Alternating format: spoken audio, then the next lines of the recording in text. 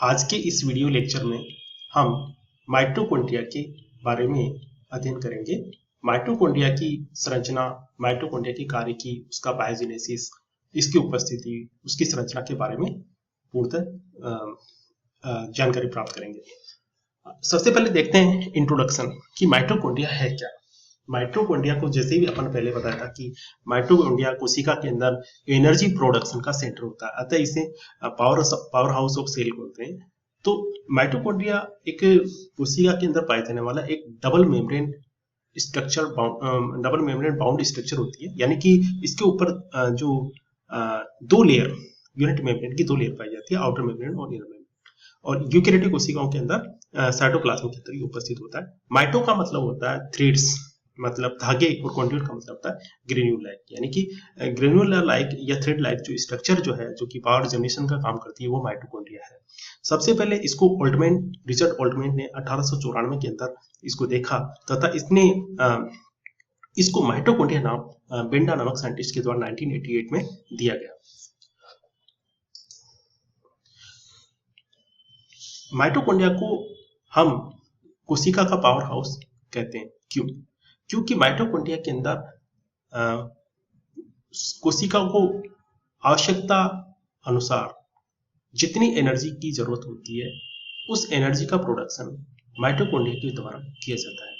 Mitochondria, क्योंकि cell के अंदर जो एनर्जी प्रोडक्शन का जो कार्य है, दो चक्र के द्वारा किया जाता है, क्रेब्स साइकिल और इलेक्ट्रॉन ट्रांसपोर्ट के द्वारा एटीपी का सिंथेसिस होता है। जैसे साइटोप्लाज्म में ग्लाइकोलाइसिस होती है, फिर क्रेब्स साइकिल होता है, फिर इलेक्ट्रॉन ट्रांसपोर्ट सिस्टम होता है। इन तीनों के अंदर ही एटीपी का निर्माण होता है। लेकिन क्रेब्स साइकिल तथा इलेक्ट्रॉन ट्रांसपोर्ट के अंदर जो संपूर्ण जो प्रोसेस है, जो संपूर्ण जो क्रियाएं हैं, माइटोकॉन्ड्रिया के अंदर उत्पन्न की जाती है और अत्यधिक मात्रा में एटीपी का निर्माण किया जाता है। इसीलिए हम माइटोकॉन्ड्रिया को कोशिका का पावर हाउस के नाम से जानते हैं।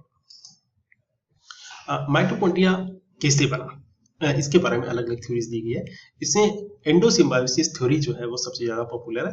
इसके अंदर क्या है कि जब प्रिमिटिव जो सेल थी, उसके अंदर किसी प्रोकैरियोटिक जो मतलब एनिमल है, उसका एंट्री हो जाती है और ये प्रोकैरियोट बाद में सेल के साथ में सिम्बायोटिक रिलेशन बना लेता है और माइटोकॉन्ड्रिया के रूप में डेवलप हो जाता है। तो ये जो माइटोकॉन्ड्रिया है, वो उसकी संरचना वगैरह, उसके अंदर डीएनए की प्रकृति वगैरह, उसकी और जो केमिकल जो सब्सटेंस, उसके आधार पर इसकी जो सिमिलरिटी है वो किससे है? प्रोकैरियोटिक जंतुओं से है। अतः इसका जो सिम्बायोसिस थ्योरी यही कहती है कि इसकी उत्पत्ति जो है कोशिका में, कोशिका का किसी प्रोकैरियोटिक जो सेल है उससे सिम्बायोसिस के परिणाम स्वरूप उत्पन्न हुई है। तो सेल के अंदर जो एंडोसिम्बायोटिक थ्योरी के बारे में ये बता रहा है। बायोजेनेसिस, सेल के अंदर जो माइटोकॉन्ड्रिया, जो नए माइटोकॉन्ड्रिया है, वो किस प्रकार से बनते हैं, उसी को अपन बायोजेनेसिस कहते हैं। बायोजेनेसिस का मतलब होता है कि सेल के अंदर पहले से उपस्थित जो माइटोकॉन्ड्रिया, उसी से नए माइटोकॉन्ड्रिया का निर्माण होता है। जैसे जो माइटोकॉन्ड्रिया है वो फिशन के द्वारा दो भागों में टूट जाता है और नए माइटोकॉन्ड्रिया बन जाते हैं और फिशन के द्वारा कंप्लीट जो माइटोकॉन्ड्रिया का निर्माण होता है। ये बायोजेनेसिस ऑफ माइटोकॉन्ड्रिया है। देखो, माइटोकॉन्ड्रिया की संरचना के बारे में देखें तो संरचना के बारे में बात करें तो ये ज्ञात होता है कि माइटोकॉन्ड्रिया के ऊपर दोहरी इकाई झिल्लियों का आवरण पाया जाता है। बाहर वाली झिल्ली होती है उसको आउटर मेम्ब्रेन बोलते हैं, आंतरिक झिल्ली होती है उसको इनर मेम्ब्रेन बोलते हैं। इन दोनों के बीच के अंदर जो स्पेस पाया जाता है उसको पेरीमाइटोकॉन्ड्रियल स्पेस कहते हैं। बाह्य जो झिल्ली होती है वो स्मूथ होती है, यानी उसके द्वारा किसी भी प्रकार के उभार आंतरिक भाग में और न ही बाह्य भाग में बनाए जाते हैं। जबकि आंतरिक झिल्ली है उसके द्वारा उंगलियों के समान उभार बनाए जाते हैं, जिन्हें क्रिस्टी कहते हैं। इस प्रकार माइटोकॉन्ड्रिया के अंदर दो चेंबर पाए जाते हैं, इनर चेंबर और आउटर चेंबर। इनर चेंबर जो है क्रिस्टी की वजह से अनेक कंपार्टमेंट्स में डिवाइड हो जाता है और जो आउटर चेंबर है उसके अंदर किसी भी प्रकार का डिवाइडेशन नहीं देखा जाता है। माइटोकॉन्ड्रिया का जो इनर चेंबर है उसी को अपन मैट्रिक्स भी बोलते हैं, जिसके अंदर डीएनए है, आरएनए है और क्रेब्स साइकिल के एंजाइम्स है, वो उपस्थित होते हैं और इसको अपन माइटोकॉन्ड्रियल मैट्रिक्स कहते हैं। इसमें जो द्रव्य भरा था उसको माइटोकॉन्ड्रियल मैट्रिक्स बोलते हैं। और क्रिस्टी के ऊपर छोटे छोटे जो है ग्रेन्यूल्स लगे होते हैं, जिसे ऑक्सीसोम वगैरह कहते हैं, आप आगे पढ़ेंगे उसके बारे में। तो ये ग्रेन्यूल्स वगैरह है, राइबोसोम्स वगैरह इसके अंदर उपस्थित होते हैं। जैसे एनिमल सेल और प्लांट सेल को अगर देखें तो दोनों के अंदर ही माइटोकॉन्ड्रिया उपस्थित होते हैं और इसमें कुछ ज्यादा डिफरेंस इसमें माइटोकॉन्ड्रिया में नहीं देखा जाता है। देखो इसके साइज और मॉर्फोलॉजी की बात करें तो इनकी जो साइज होती है 0.5 माइक्रोन से 1 माइक्रोमीटर तक इनकी साइज होती है। इनकी जो लंबाई होती है वो 1 से लेकर 10 माइक्रोमीटर लॉन्ग होते हैं। इनकी जो शेप जो होती है वो फिक्स नहीं होती है, ये बीन शेप हो सकते हैं या थ्रेड लाइक स्ट्रक्चर भी हो सकती है। इनकी संख्या जो है उनकी डिपेंड करता है कि वो किस प्रकार के एनिमल्स के अंदर उपस्थित है, किस प्रकार की कोशिकाओं के अंदर ये उपस्थित है, उसके आधार पर इनकी संख्या उपस्थित हो। यानी कि इनकी संख्या का जो निर्धारण है इनडायरेक्ट रूप के अंदर कोशिका के कार्य के द्वारा अपन देख सकते हैं। जैसे कि लिवर की कोशिकाएं होती हैं, प्रत्येक कोशिका के अंदर लगभग 500-1500 माइटोकॉन्ड्रिया देखे गए हैं। तो स्ट्रक्चर के बारे में बात करें तो इसमें सबसे बाहर की ओर जो लेयर होती है उसको आउटर मेम्ब्रेन बोलते हैं, इसके जस्ट नीचे होती है उसको इनर मेम्ब्रेन बोलते हैं, और इन दोनों के बीच में जो स्पेस होता है इंटर मेम्ब्रेन स्पेस कहलाता है। और आंतरिक जो झिल्ली है वो अंगुलियों के समान जो उभार बनाते हैं उन्हें क्रिस्टी कहते हैं, और जो आंतरिक इसका जो चेंबर होता है उसके अंदर जो फ्लूइड रहता है, जो पदार्थ होता है, उसको अपन क्या बोलते हैं, मैट्रिक्स बोलते हैं। देखो ये जो स्ट्रक्चर है जिसके आंतरिक जो झिल्ली है, उंगलीनुमा जो उभार, जो येलो कलर की जो उभार है, ये क्रिस्टी है, ये आउटर मेम्ब्रेन है, ये इनर माइटोकॉन्ड्रियल स्पेस है, और ये मैट्रिक्स है। आउटर मेम्ब्रेन स्पेस, जो आउटर मेम्ब्रेन है वो लगभग 500 इसमें पोरीन प्रोटीन पाई जाती है, जो कि 5000 डेल्टन की जो मॉलिक्यूल्स है उसको आसानी से ये प्रवेश देती थी, यानी आदान प्रदान कर देती है। इसमें जो आयंस, न्यूट्रिएंट्स, एटीपी, एडीपी इसके द्वारा थ्रू पास अंदर की बार मैट्रिक्स के बारे में बात के अंदर की ओर जाते हैं।